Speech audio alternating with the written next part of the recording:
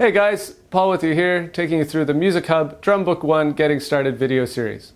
First up, we're going to look at setting up your drum kit, be it electronic or acoustic. So turn to page 8 in your book and let's get started.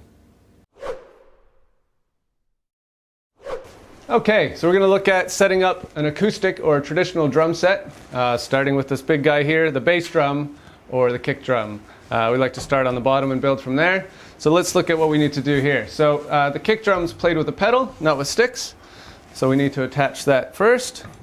So we just lift up the front of the drum here, slide that onto the hoop, tighten up the wing nut so it doesn't slide off, and we're ready to go.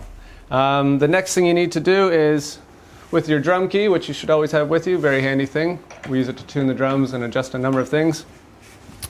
We're going to release this leg here and make sure that the spurs are touching down so that our kick drum isn't going to slide forward or rock side to side on us when we're playing.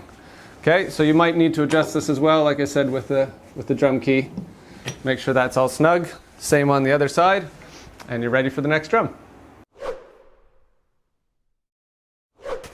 Okay, before we get into setting up our snare drum here, I'm just going to take a little break here on my drum throne. That is correct, a drum throne, not a drum stool. We are important after all as drummers. All that kick setup's tired me out. So, no, not really. So let's set up our snare. So unless you have a magic snare that just floats in the air, you're going to need a snare stand. So our snare stand's quite easy to set up.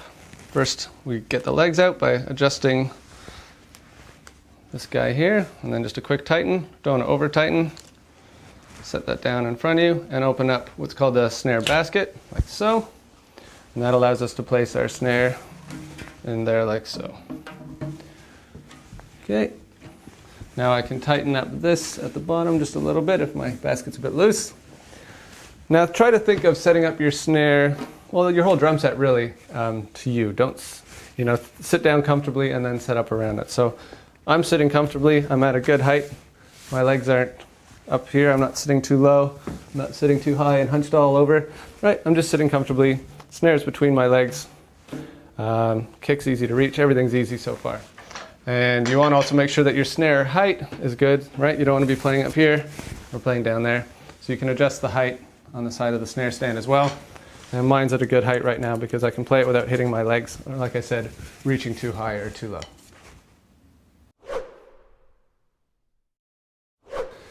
Okay, next up we're going to set up our hi-hats. Our hi-hats go on this stand here, which is a little trickier than the snare stand.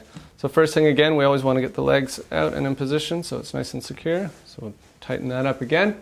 So the hi-hat stand comes in a couple parts. So we take this rod out of the top section here. And if we look nice and close, we can see this threads in there nicely. Tighten that up, not too tight again. Slide this bit back over top.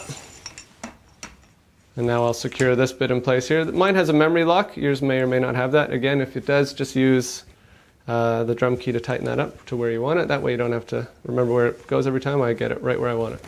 We'll tighten that up.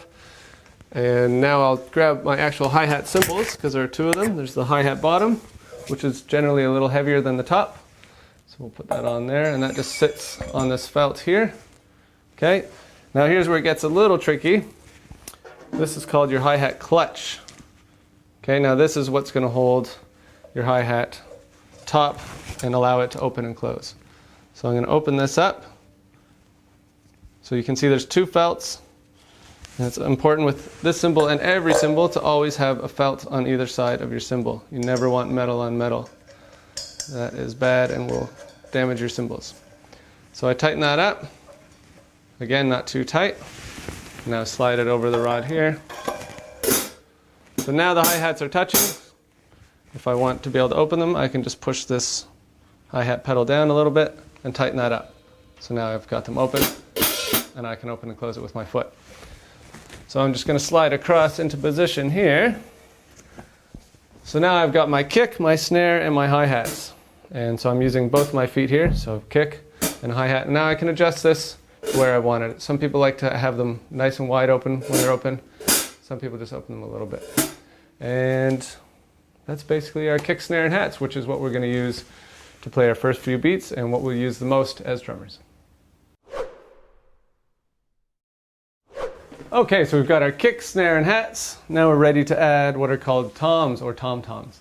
The first ones we're going to add are what are called rack toms, because they sit on this guy here. So that'll just slot onto our kick drum there, into that holder. I'll tighten that up. And grab this first guy here, the smallest one. This is called the high tom. Okay, the toms are named according to pitch, so this will be higher sounding than the next one, which will be the middle tom and the low tom. So this high tom, which is our first rack tom, will sit on here, and I'll just tighten that up. Now you want to have some angle on your rack toms. Very few people play them completely flat. So you find as a beginner student, you'll probably have a more steep angle to begin with, and then over time you will reduce that angle somewhat.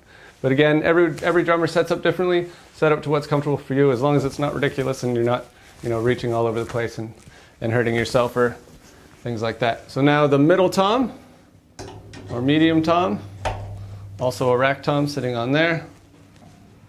Tighten that up, and it's starting to look like a drum set.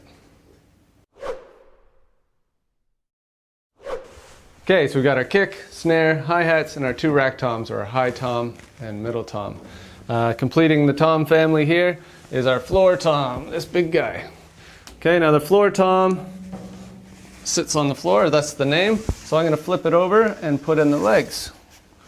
So just slide these in here, tighten those up.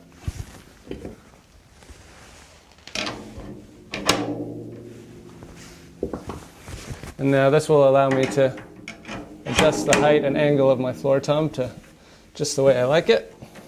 So flip that back over.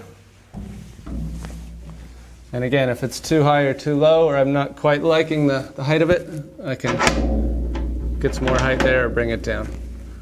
And then I just slide that into place. And there we go. We're almost done. Got a couple cymbals to go. Almost there now. Just got a couple cymbals left. So I've already sort of set up this cymbal stand here.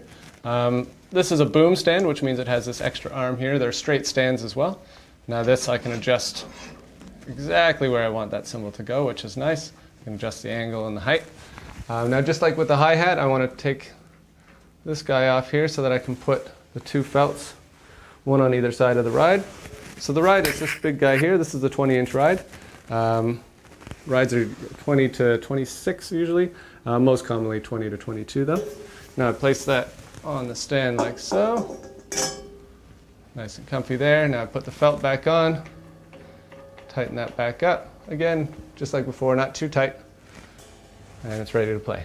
Again, you want everything to be reachable in a comfortable way. So when I'm turned around here, my feet on the pedals, I can reach all my toms, my ride, my hi-hats, my snare. I can reach them all quite comfortably. Next we'll do the crash, and that's it. Last, but certainly not least, we have a crash cymbal. This is a 16-inch crash.